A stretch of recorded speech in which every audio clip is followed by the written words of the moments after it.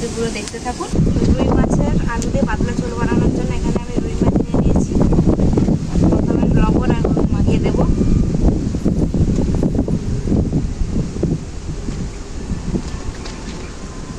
ভালো করে মাখিয়ে নেব। মাছের লবণ হলুদ খুব ভালো করে মাখানো হয়ে গেছে। উনুনে কড়াইটা বসিয়ে দেব। কড়াই খুব ভালোভাবে গরম হয়ে গেছে। মাছ ভাজার জন্য সরষের তেল দিয়ে দেবো কড়াইতে। তেল খুব ভালোভাবে গরম হয়ে গেছে। মাছগুলো হালকা করে ভেজে নেব।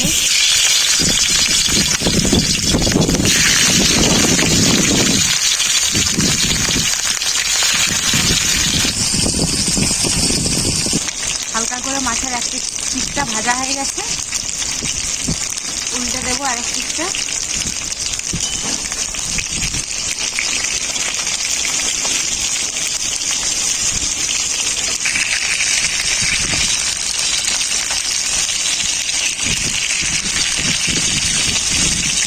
হালকা করে মাছের দুপাশটা ভেজে নিয়েছি, নামিয়ে নেবো এরপর।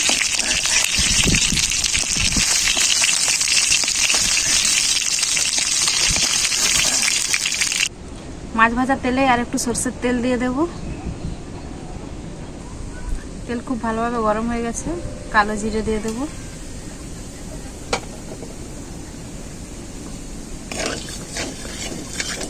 আলু দিয়ে দেব। আমি মাছের পাতলা ঝোল বানানোর জন্য আলুগুলোকে এইভাবে কেটে নিয়েছি। আপনারা চাইলে আপনাদের পছন্দ মতো ভাবেও কেটে নিতে পারেন।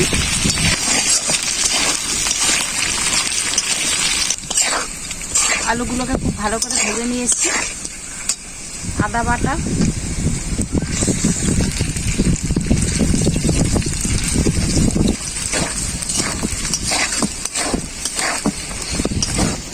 আলুকে আদার সাথে খুব ভালো করে ভেজে নিয়েছি।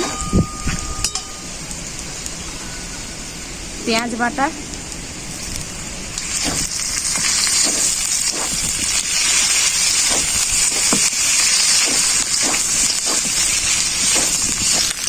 পেঁয়াজ আর আদা খুব ভালো করে ভাজা হয়ে গেছে।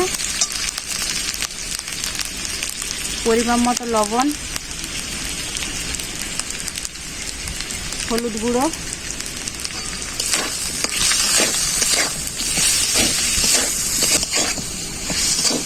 এরপর ঝোল করার জন্য জল দিয়ে দেব।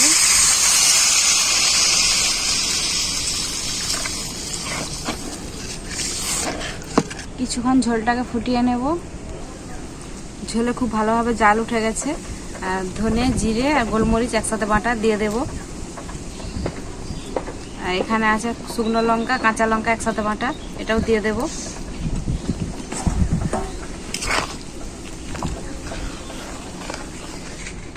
কিছুক্ষণ ঢাকা দিয়ে সেদ্ধ করে নেব। বন্ধুরা, এখন প্রচুরই রোদ গরম, আর রোদ গরমের সময় এরকমই কম তেল মশলায় রান্না খাওয়া উচিত প্রত্যেকেরই।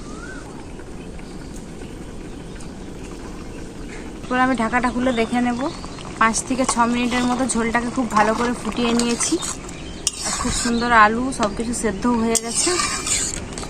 এরপর আমি মাছ ভাজাগুলো দিয়ে দেব। আর ঝোলের কাঁচা গন্ধটাও কিন্তু চলে গেছে, কাঁচা যে মশলাটা দিয়েছিলাম। মাছটা দিয়ে ঝোলটাকে 2 থেকে 3 মিনিট ফুটিয়ে নিয়েছি খুব ভালো করে। এরপর আমি নামিয়ে নেব। ঝোল তো একেবারে রেডি হয়ে গেছে। এরপর আমি নামিয়ে নিচ্ছি।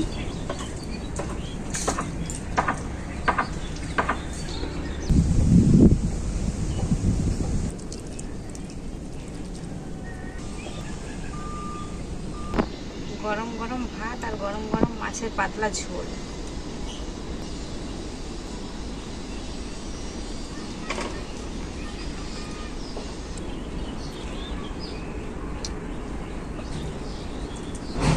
গরমের মধ্যে এরকম হালকা ঝোলটা খেতে খুবই সুন্দর লাগছে।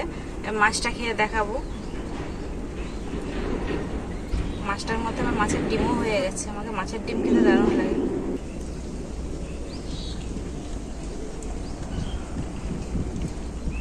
মাছটা একদম টাটকা মাছ নিয়ে এসেছিলো, খেতে দারুণই লাগছে। আর আলুটাও দেখুন খুব সুন্দর সেদ্ধ হয়ে গেছে।